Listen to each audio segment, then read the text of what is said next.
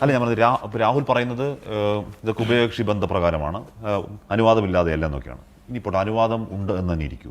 അങ്ങനെ അങ്ങനെ അങ്ങനെ എന്താണ് സൗഹൃദം സ്ഥാപിക്കുന്നതിൽ അല്ലെങ്കിൽ അത് ഇത്തരം ബന്ധങ്ങളിലേക്ക് പോകുന്നതിലൊക്കെ ഒരു പൊളിറ്റിക്കൽ മൊറാലിറ്റി പ്രശ്നം തോന്നിയിട്ടുണ്ടോ?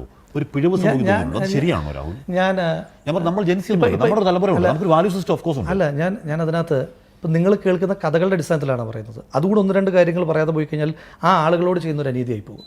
ഇപ്പോൾ ഏറ്റവും അധികം ഈ ആരോപണങ്ങൾ കഴിഞ്ഞാൽ ഏറ്റവും അധികം പ്രചരിക്കപ്പെട്ട ഒരു കാര്യമാണ് ഒരു മുതിർന്ന കോൺഗ്രസ് നേതാവിൻ്റെ മകളെ രണ്ടുപേരുടെ കാര്യം ഞാൻ കേട്ടില്ല കേട്ടോ.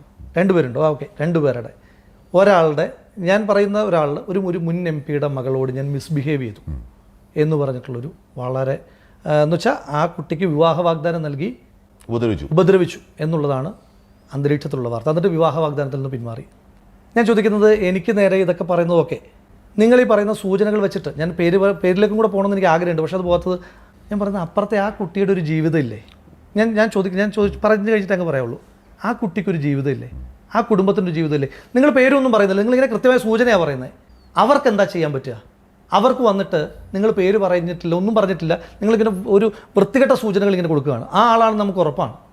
നിങ്ങൾ പറയുന്ന ആരോപണവുമായി അടിസ്ഥാനമുള്ളൊരു കാര്യം പോലുമില്ല. ആ ആളുമായിട്ട്, അതായത് ആ നേതാവുമായിട്ട് എനിക്കിപ്പോഴും നല്ല ബന്ധമുണ്ട്. ഇപ്പോഴും ഈ ദിവസവും നല്ല ബന്ധമുണ്ട്. ഈ അടുത്തിടയ്ക്കും അദ്ദേഹത്തിൻ്റെ ഒരു പ്രധാനപ്പെട്ട വിശേഷം ഡിസംബറിലാണെന്ന് എൻ്റെ ഓർമ്മ, ഞാൻ വിളിച്ച് ആശംസകൾ പറഞ്ഞിട്ടുണ്ട് ഈ ഡിസംബറിൽ. ഇനി പോട്ടെ, ഒരു ഉദാഹരണം കൂടെ പറയാം. അത് ഞങ്ങൾ തമ്മിലുള്ള സ്വകാര്യമായ സംഭാഷണമാണല്ലോ.